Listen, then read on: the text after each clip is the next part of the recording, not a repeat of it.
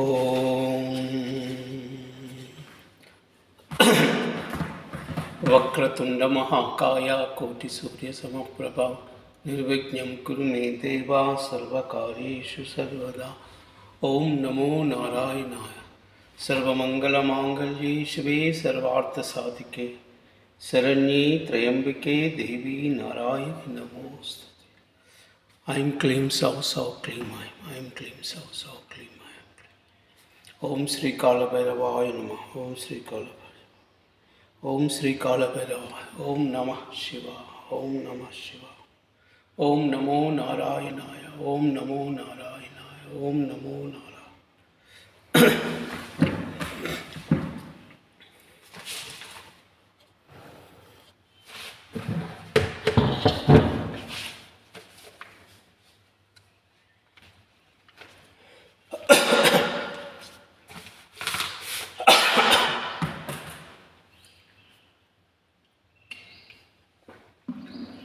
ಓಂ ಶುಕ್ಲಾಂಬರಧರಂ ವಿಷ್ಣುಂ ಶಶಿವರ್ಣಂ ಚತುರ್ಭುಜಂ ಪ್ರಸನ್ನವದನಂ ಧ್ಯಾಯೇತ್ ಸರ್ವವಿಘ್ನೋಪಶಾಂತಯೇ. ವ್ಯಾಸಂ ವಸಿಷ್ಠನಪ್ತಾರಂ ಶಕ್ತಯೇ ಕಲ್ಪೌತ್ರಮಕಲ್ಮಷಂ ಪರಾಶರಾತ್ಮಜಂ ವಂದೇ ಶುಕತಾತಂ ತಪೋನಿಧಿಂ. ವ್ಯಾಸಾಯ ವಿಷ್ಣುರೂಪಾಯ ವ್ಯಾಸರೂಪಾಯ ವಿಷ್ಣವೇ ನಮೋ Y ಬ್ರಹ್ಮನಿಧಯೇ ವಾಸಿಷ್ಠಾಯ ನಮೋ ನಮಃ.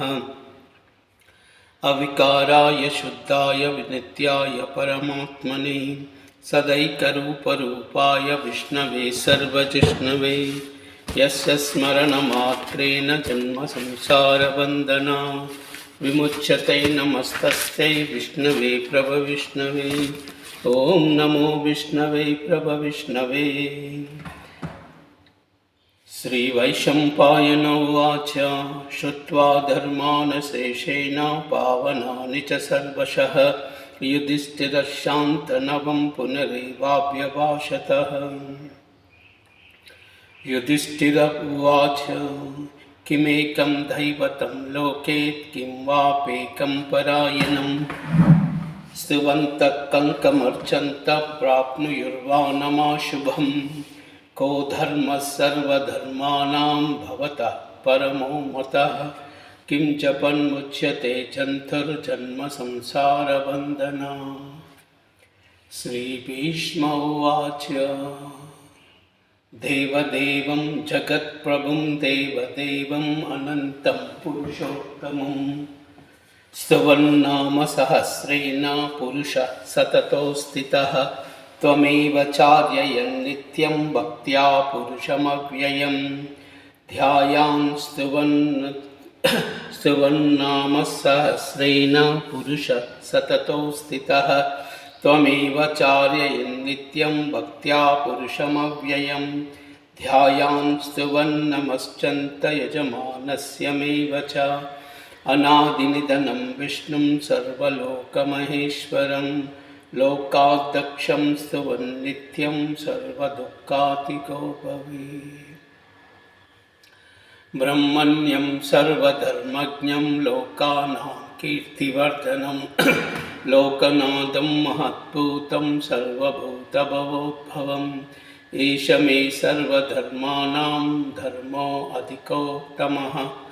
ಯದ್ಭಕ್ತ್ಯಾ ಪುಂಡರೀಕಾಕ್ಷಂ ಸ್ತವೈರ್ಯಚ್ಚೇತನಃ ಸದಾ.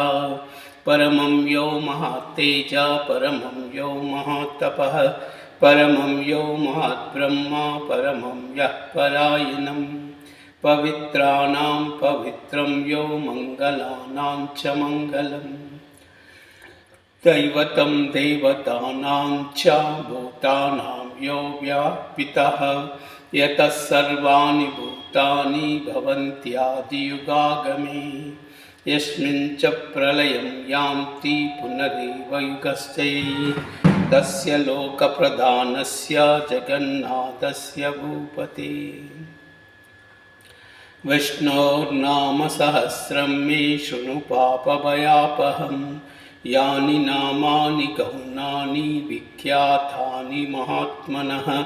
ಋಷಿಭಿ ಪರಿಗೀತಾನಿ ತಾನಿ ಪಶ್ಯಾಮಿ ಭೂತಯೇ. ऋषिर्नाम्नां सहस्रस्य वेदव्यासो महामुनिः छन्दो अनुष्टुप् तदा देवो भगवान् देवकीसुतः अमृतांशुद्भवो बीजं शक्तिर्देवकीनन्दनः त्रिसामा हृदयं तस्य शान्त्यर्थे विनियुज्यते विष्णुं जिष्णुं महाविष्णुं प्रभविष्णुं महेश्वरम् अनेकरूपदैत्यान्तं नमामि पुरुषोत्तमम् अस्य श्रीविष्णोर्दिव्यसहस्रनाम स्तोत्रमहामन्त्रस्य श्रीवेदव्यासो भगवान् ऋषिः अनुष्टुप्छन्दः श्रीमहाविष्णुः परमात्मा श्रीमन्नारायणो देवता अमृतांशुद्भवो भानुरिति बीजं देवकीनन्दनश्रेष्ठेति शक्तिः उद्भवक्षोभनो इति देवो परमो मन्त्रः शङ्खबृन्नन्दकीचक्रीति कीलकं शाङ्खधन्वागदाधर इत्यस्त्रं रताङ्गपाणिरक्षोभ्य इति नेत्रं त्रिसामा सामगस्सामेषि कवचम् आनन्दं परब्रह्मेति योनिः ऋतुसुदर्शनकाल इति दिग्बन्धः श्रीविश्वरूप इति ध्यानं श्रीमहाविष्णुप्रीत्यर्थे सहस्रनाम जपो विनियोगः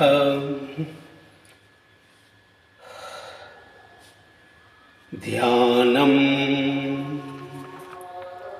क्षीरोद्धन्वत्प्रदेशे मुशुचिमणिविलसत्सैकते मौक्तिकानां मालाक्लुप्तास्तनस्तस्फटिकमणिर्निभै मौक्तिकैर्मण्डिताङ्गः शुभ्रैरभ्रैरदभ्रै उपरि विरचितैर्मिक्तपीयूषवर्षैः आनन्दीन पुनीयादरिनलिनगदा शङ्खपाणिर्मुकुन्दा भूपादौ यस्य नाभिर्वियदसुरनिलश्च चन्द्रसूर्यौ च नेत्रे कर्णावासा शिरौ धौर्मिकमपि दहनो यस्य वास्येयभक्तिः अन्तस्तं यस्य विश्वं सुरनगखगभोगो गिगन्धर्वदैत्ये चित्रं रं रम्यते तं त्रिभुवनवपुषं विष्णुमीशं नमामि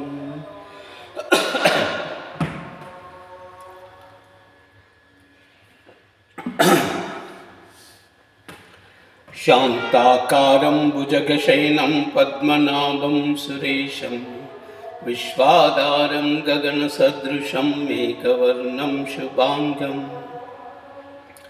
लक्ष्मीकान्तं कमलनयनं योगिहृद्यानगम्यं वन्दे विष्णुं भवभयहरं सर्वलोकैकनाथम् नमः समस्तभूतानामादिभूताय भूभृते अनेकरूपरूपाय विष्णवे प्रभविष्णवे सशङ्खचक्रं सकीटकुण्डलं सपीतवस्त्रं सरसेरुहेक्षणं सहारवक्षस्थलशोभिकौस्तुभं नमामि विष्णुं शिरसा चतुर्भुजम् छायायां पारिजातस्य हेमसिंहासनोपरि आसीनमम्बुधश्याममायताक्षमलङ्कृतं चन्द्राननं चतुर्बाहुं श्रीवत्साङ्कितवक्षसं रुक्मिणी सत्यभामाभ्यां सहितं कृष्णमाश्रये ॐ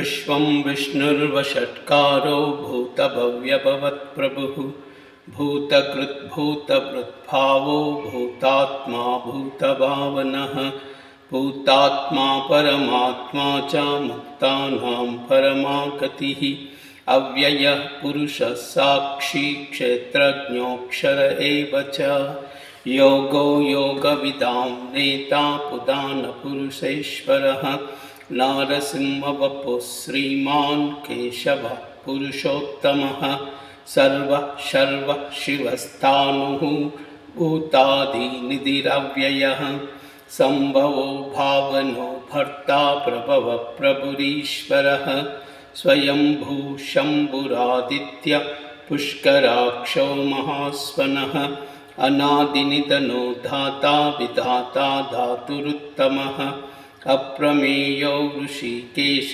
पद्मनाभो अमरप्रभुः विश्वकर्मा मनुस्वस्ता स्तविष्टस्तविरो ध्रुवः अग्राह्य शाश्वतः कृष्णो लोहिताक्षप्रतर्दनः प्रभूत त्रिककुद्धाम पवित्रं मङ्गलं परम्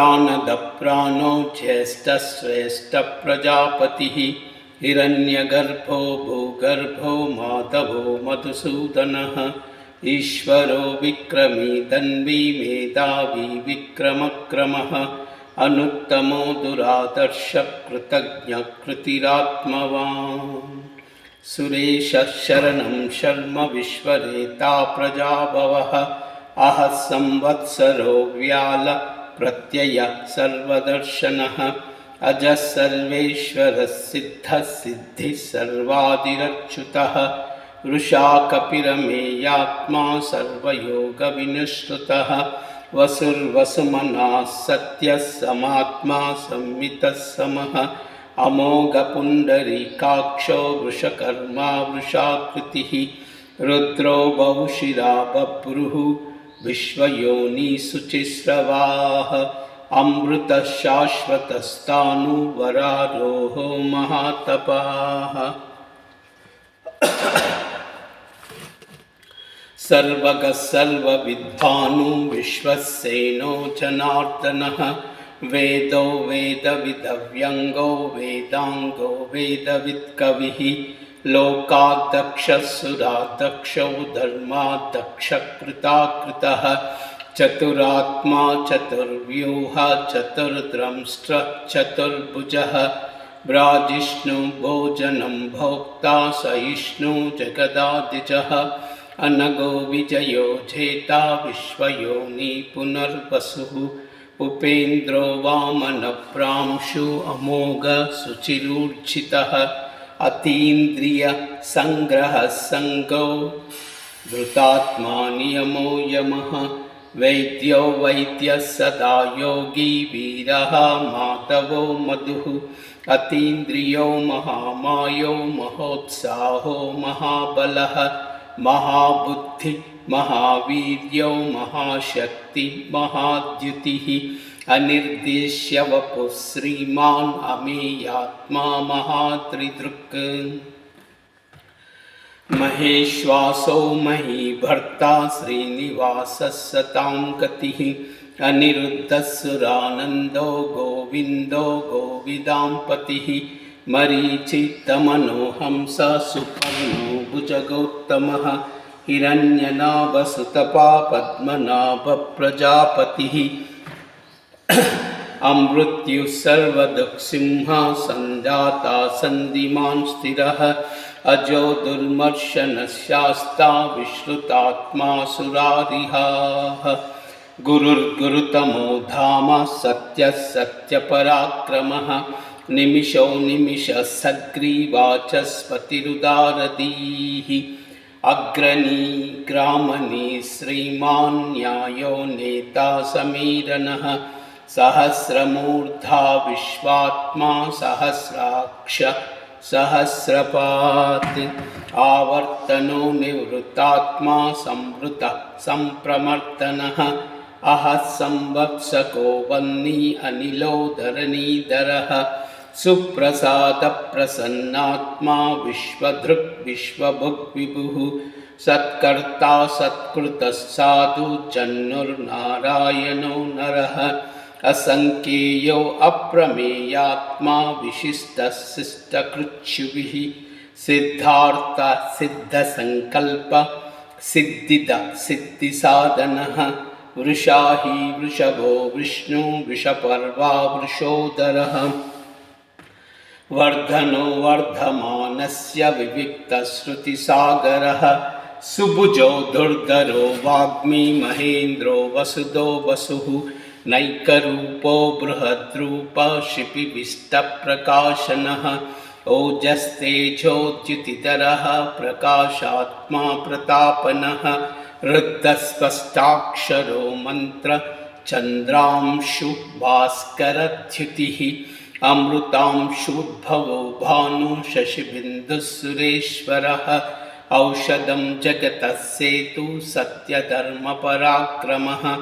भूतभव्यभवन्नाथ पवनः पावनो अनलः कामः कामकृत्कान्ता कामः कामप्रदप्रभुः युगादिकृत्युगावर्तो नैकमायो महाशनः अदृश्यो व्यक्तरूपस्य सहस्रजितनन्तजित्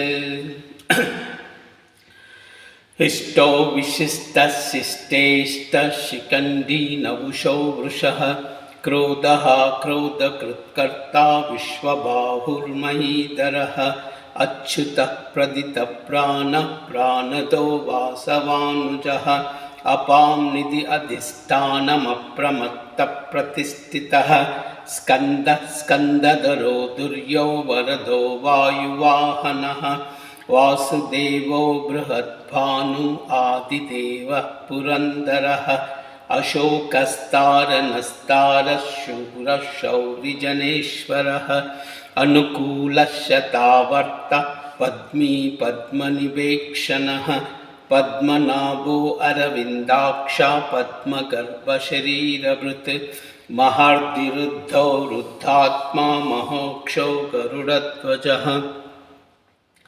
अतुलः शरभो भीमा समयज्ञो हविहरिः सर्वलक्षणलक्षण्यो लक्ष्मीवान् समितिञ्जयः विक्षरो रोहितो मार्गो हेतुर्दामोदरः सहः महीधरो महाभागो वेगवान् अमिताशनः उद्भवक्षोभनो देव श्रीगर्भः परमेश्वरः करणं कारणं कर्ता विकर्ता गहनो गुवः व्यवसायो व्यवस्थान संस्थानस्थानदो ध्रुवः परर्धि परमत्पष्ट तुष्टपुष्टसुभेक्षणः रामो विरामो विरजो मार्गो नेयो नयो नयः वीरः शक्तिमतां श्रेष्ठो धर्मो धर्मविदुत्तमः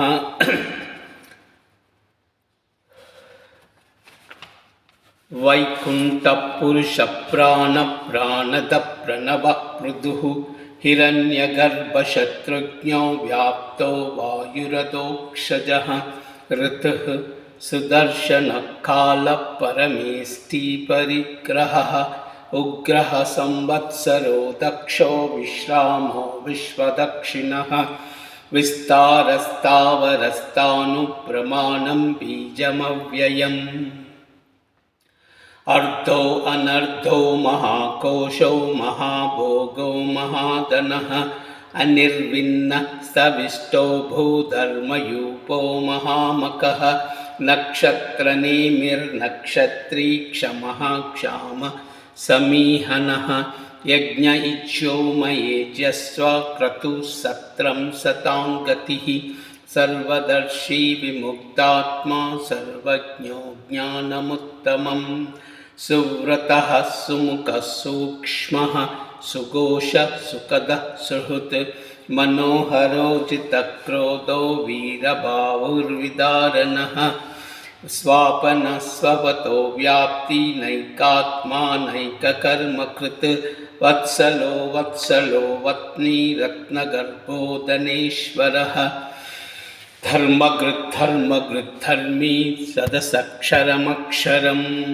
अविज्ञाता सहस्रांशु विधाता कृतलक्षणः गभस्तिने निस्वस्तस्तः सिंहो भूतमहेश्वरः आदिदेवो महादेवो देवेशो देवभृद्गुरुः उत्तरो गोपतिर्गोप्ता ज्ञानगम्यः पुरातनः शरीरभूतभृद्भोक्ता कपीन्द्रो भूरिदक्षिणः सोमपोऽमृतपः सोमा पुरुजित्पुरुषत्तमः विनयो जयः सत्यसन्धो दाशार्हः सात्वतां पतिः जीवो विनयिता साक्षी मुकुन्दो अमितविक्रमः अम्भो निधिरनन्तात्मा महोदधशयोऽन्तकः अजो महार्वा स्वाभाव्यो जितामित्रः प्रमोदनः आनन्दो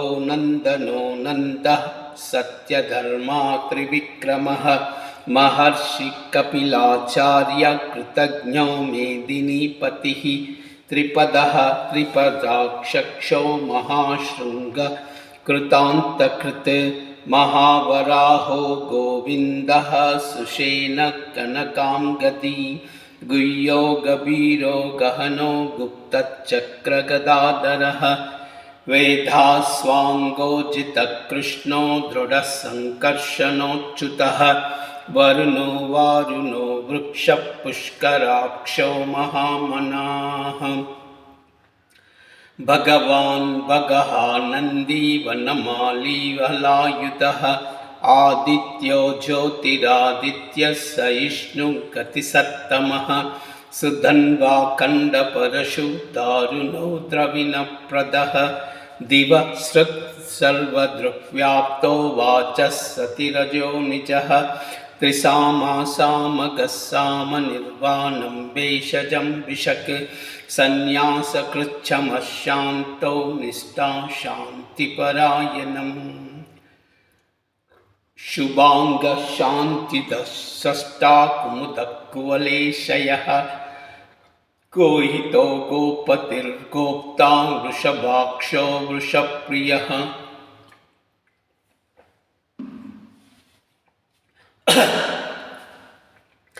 अनिवर्ती निवृत्तात्मा संक्षेमाक्षेमकृच्छवः श्रीवत्सवक्षा श्रीवासः श्रीपति श्रीमतांवरः श्रीधः श्रीशः श्रीनिवासः श्रीनिधि श्रीविभावनः श्रीधरः श्रीकरः श्रेय श्रीमान् लोकत्रयाश्रयः स्वच्छः संगः शतानन्दो नन्दी ज्योतिर्गणेश्वरः विजितात्मा विधेयात्मा सत्कीर्ति छिन्न संशयः उदीर्ण सर्वतक्षक्षुरनीश शाश्वतः स्थिरः भूषयो भूषणो भूति विशोक शोकनाशनः अर्चिष्मानर्चितः कुम्भो विशुद्धात्मा विशोधनः अनिरुद्ध अप्रतिरत प्रद्युन्यो अमितविक्रमः कालनेमिनिहावीर शूरि शौरि शूरजनेश्वरः त्रिलोकात्मा त्रिलोकेश केशवः केशिया हरिः कामदेव कामपाल कामी कान्त कृतागमः अनिर्देश्य वपुस्विष्णो वीरो अनन्तो धनञ्जयः ब्रह्मण्यो ब्रह्मकृत् ब्रह्मा ब्रह्म ब्रह्मविवर्धनः ब्रह्मविद् ब्राह्मणो ब्राह्मी ब्रह्मज्ञो ब्राह्मणप्रियः महाक्रमो महाकर्मा महातेजा महारगः महाक्रतु महायज्वा महायज्ञो महाहविः स्तव्यः स्तवप्रियः स्तोत्रं स्तुतिस्तोतारणप्रियः पूर्णः पूरयिता पुण्य पुण्यकीर्तिरनामयः मनोजवतीर्थकरो वसुरेता वसुप्रदः वसुप्रदो वासुदेवो वसुर्वसुमना हविः सद्गतिः सत्कृतिः सत्ता सद्भूतिः सत्परायणः शूरसेनो यदुश्रेष्ठ सन्निवासः सुयामुनः भूतावासो वासुदेवो सर्वासु निलयो अनलः दर्पः दर्पदो दृप्तो दुर्धरो अपराजितः विश्वमूर्ति महामूर्ति दीप्तमूर्ति अमूर्तिमान् अनेकमूर्ति अव्यक्तः शतमूर्तिः शताननः एकोनैकः स्तव कः किं यत्पदननुत्तमं लोकबन्धुर्लोकनाथो माधवो भक्तवत्सलः सुवर्णवर्णो हेमांगो वरांगचन्दनांगदिः वीरः विषमः शून्यो घृताशीरचलच्छलः अमानी मानदो मान्यो लोकस्वामी त्रिलोकधृत् सुमेधा मेधजो धन्यो सत्यमेधादरादरः तेजो वृषोद्युतिधरः सर्वशस्त्रभृताम्बरः पग्रहो निग्रहो व्यग्रो नैकशृङ्गो गदाग्रजः चतुर्मूर्ति चतुर्भावो चतुर्व्यूह चतुर्गतिः चतुरात्मा चतुर्भाव चतुर्वेदविदेकपात् समावर्तो निवृतात्मा दुर्जयो दुरतिक्रमः दुर्लभो दुर्गमो दुर्गो दुराभासो दुरारिहाः शुभांगो लोकसारंगः सुतन्तुतन्तुवर्धनः इंद्रकर्मा महाकर्मा कृतकर्मा कृतागमः उद्भव सुंदरः सुन्दो रत्ननाभो सुलोचनः अर्गो वाजसनः शृंगी जयन्तः सर्वविच्छयी सुवर्णबिन्दु अक्षोभ्यः सर्ववागीश्वरेश्वरः महाह्रदो महागर्तो महाभूतो महानिधिः कुमुदः कुन्दरः कुन्दपर्जन्यः पावनो अनलः अमृतामृतपुः सर्वज्ञः सर्वतोमुखः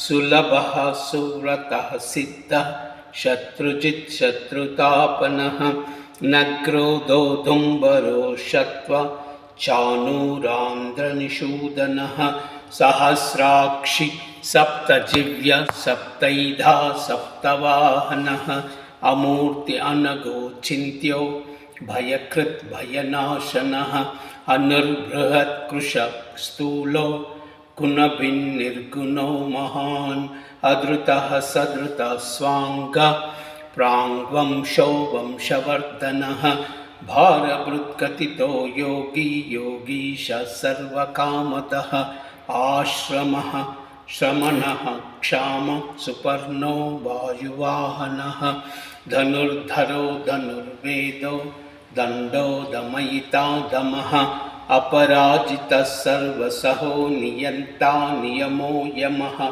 सत्यवान् सात्विकः सत्यः सत्यधर्मपरायणः अभिप्रायः प्रियारोह प्रियकृत्प्रीतिवर्धनः विहाय सगति ज्योतिर्सुरुचि सुतभुग्वितभुग्वि रविर्विलोचनः सूर्य सविता रविलोचनः अनन्तो हुतभुग्भोक्ता सुखदो नैकजो अग्रजः अनिर्विन्नः सदामर्षि लोकाधिष्ठान अद्भुतः सनातनतपः कपिलः कपिरव्ययः स्वस्तिदः स्वस्तिकृत् स्वस्ति स्वस्तिभुक् स्वस्ति दक्षिणः अरौद्रः कुण्डली चक्री विक्रम्योर्जितशासनः शब्दातिकः शब्दसः शिशिरः सर्वरीकरः अक्रूरः पेशलो दक्षो दक्षिणक्षमिनाम्बरः विद्युत्तमो वीतभय पुण्यश्रवणकीर्तनः उत्तारणो दुष्कृतिः पुण्यो तु स्वप्ननाशनः वीरः रक्षणः सन्तो जीवनः पर्यवस्थितः अनन्तरूपो अनन्तश्री जितमन्यु भयापहः चतुरश्रो गभीरात्मा विदिशो व्यादिशो दिशः अनादिभूर्भुवो लक्ष्मी सुवीरो रुचिराङ्गदः जननो जनजन्मादि भीमो भीमपराक्रमः आधारनिलयो दाता पुष्पहासप्रजागरः ऊर्ध्वगः सत्पदाचार प्राणदः प्रणवपनः प्रमाणं प्राणनिलय प्राणभृत् प्राणजीवनः तत्त्वं तत्त्वविदेकात्मा जन्ममृत्युजरातिगः भूर्भुवः स्वस्तरुस्तारः सविता प्रमितामहः यज्ञो यज्ञपतिर्यज्वा यज्ञाङ्गो यज्ञवाहनः यज्ञभृत् यज्ञकृत् यज्ञी यज्ञभुक् यज्ञसाधनः यज्ञान्तकृत् यज्ञकुह्यमन्नमन्नाद एव च आत्मयोनि स्वयं चातो वैखानः सामगायनः देवकीनन्दनः स्रष्टा क्षितीशः पापनाशनः शङ्खभृन्नन्दकी चक्री शाङ्गधन्वा गदाधरः रताङ्गपाणि अक्षोभ्यः सर्वप्रहरणायुधः ॐ श्री सर्वप्रहरणायुध ॐ नमः इति वनमाली गदी शाङ्खी शङ्की चक्री च नन्दकी श्रीमान् नारायणो विष्णु वासुदेवो अभिरक्षतु शङ्खभृन्नन्दकी चक्री शाङ्खधन्वा गदाधरः रताङ्गपाणि अक्षोभ्यः सर्वप्रहरणायुधः वनमाली गदी शाङ्की शङ्की चक्री च नन्दकी श्रीमान् नारायणो विष्णु वासुदेवो अभिरक्षतु शङ्खभृन्नन्दकी चक्री शाङ्खधन्वा गदाधरः रताङ्गपाणि अक्षोभ्यः सर्वप्रहरणायुधः वनमाली गदी शाङ्की शङ्की चक्री च नन्दकी श्रीमान् नारायणो विष्णु वासुदेवो अभिरक्षतु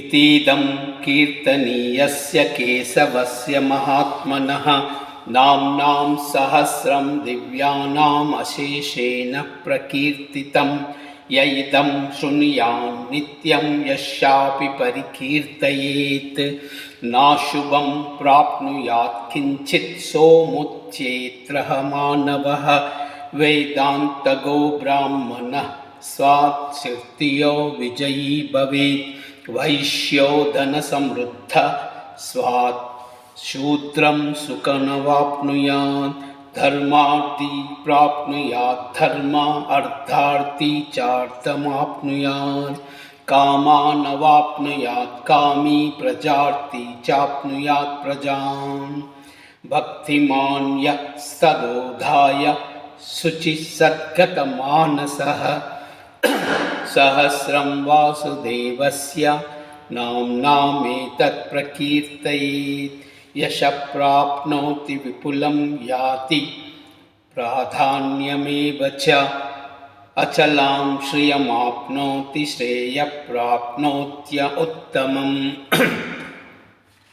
न भयं क्वचिदात्पोति वीर्यं तेजस्य विन्दति भवत्यरोगो द्युतिमान् बलरूपगुणान्वितः रोगार्थो मुच्यते रोगात् मृत्योर्मुच्येत बन्धनात् भयान्मुच्येत भीतस्तु मुच्येतापन्नः आपदः दुर्ज्ञान्यति अतिश्यासु पुरुषः पुरुषोत्तमं स्तुवन्नाम सहस्रेण नित्यं भक्तिसमन्वितः वासुदेवाश्रयो मर्त्यो वासुदेवपरायणः सर्वपापविशुद्धात्मा याति ब्रह्मसनातनं न वासुदेवभक्तानाम् अशुभं विद्यते क्वचित् जन्म मृत्युजराव्याधि भयं नैपोपजायते इमं स्तवमदीयाना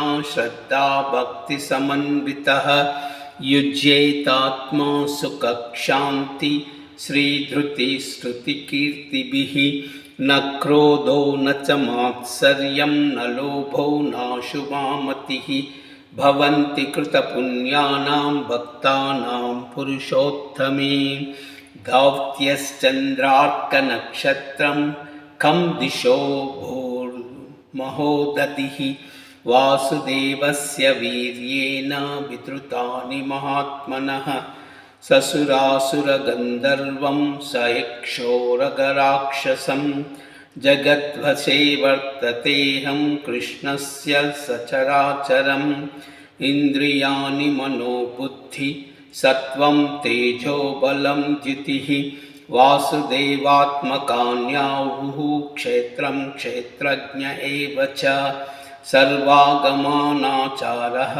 प्रथमं परिकल्पिते आचारप्रभवो धर्मो धर्मस्य प्रभुरच्युतः ऋषयः पितरो देवा महाभूतानि दातवः जङ्गमां जङ्गमं छेदं जगन्नारायणोद्भवं योगो ज्ञानं तदा साङ्ख्यं विद्याशिल्पादिकर्म च वेदाशास्त्राणि विज्ञानम् एतत् सर्वं जनार्दनात् एको विष्णु महद्भूतं पृथग्भूता अनेकशः त्रीन् लोकान् व्याप्तभूतात्मा भुक्ते विश्वभूम्यव्ययः इमं स्तवं भगवतो विष्णो व्यासेन कीर्तितं पठ्येत् इच्छेत् पुरुषः श्रेयः प्राप्नुत् सुखानि च